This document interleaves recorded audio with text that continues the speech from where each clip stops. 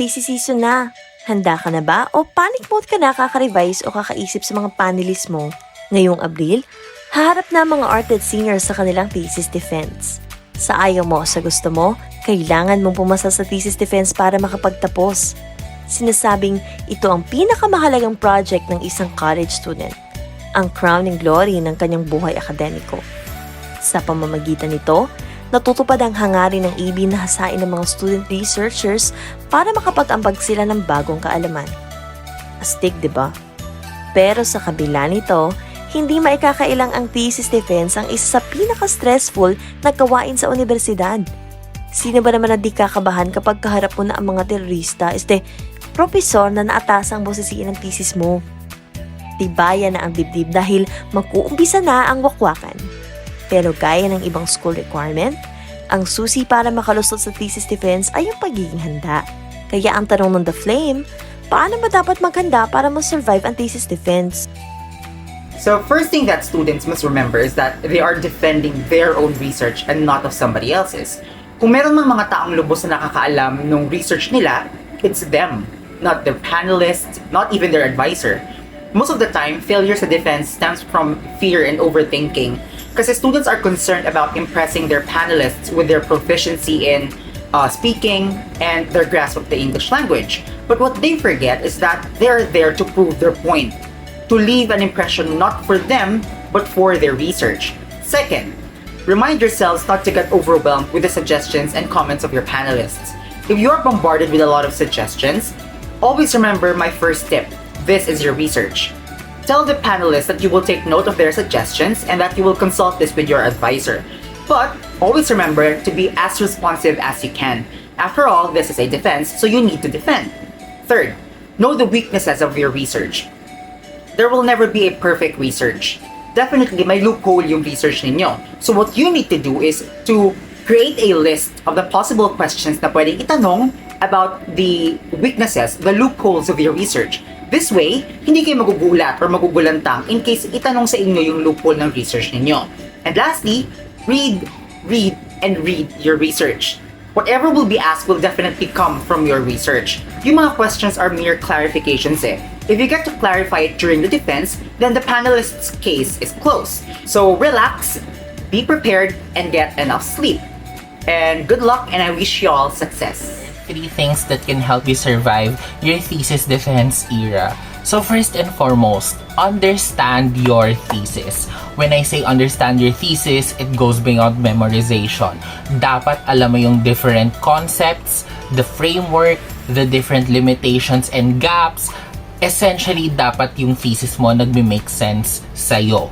If it doesn't make sense to you, if any part of it doesn't make sense to you, you do not completely understand your thesis. Okay, so mahihirapan kang i-defend yung thesis mo. That way, go back to it, read on it, research whatever you have to, just make sure it makes sense to you. Next is to practice your thesis defense. Practice it with your friends, with your blockmate, with your family members. In that way, napapractice mo na kung paano ka magpresent, and you can even anticipate questions that your thesis panelists might be able to raise during the defense proper talaga sa kanila. So, hindi ka na mako-caught off guard.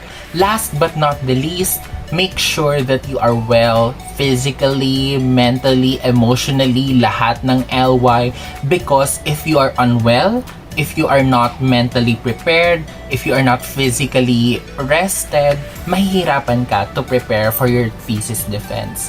One thing that really helped me noon is I take naps if I have to.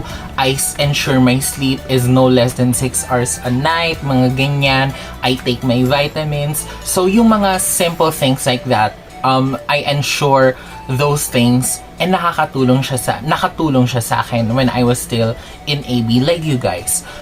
Good luck out there, seniors. I and others like me, we believe in you. Kayang-kaya niyo yan. Road to QPAV 2023. The answer is actually very simple, but it's not easy, which is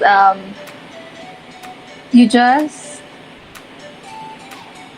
just gotta prepare. My dad always told me that when you fail to prepare, you prepare to fail, or something like that.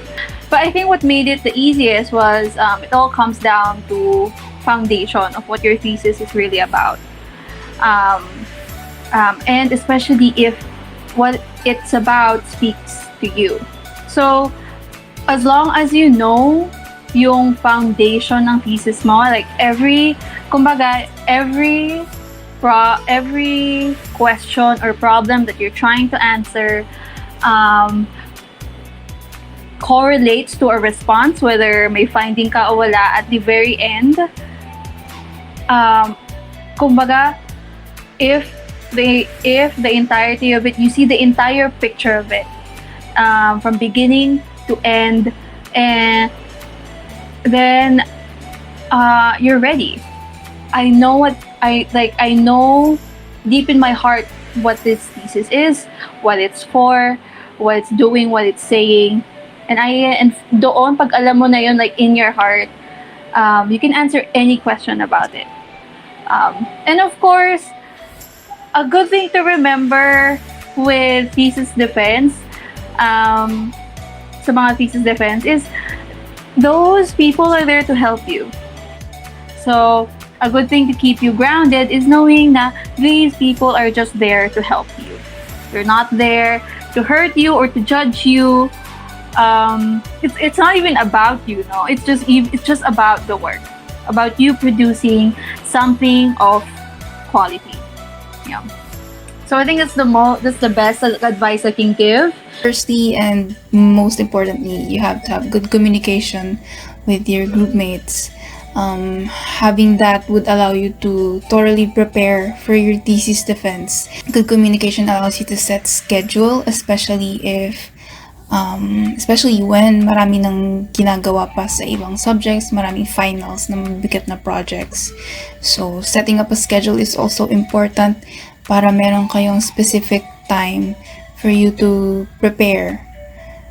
Secondly, thoroughly review your work. Your thesis, you have to review it thoroughly.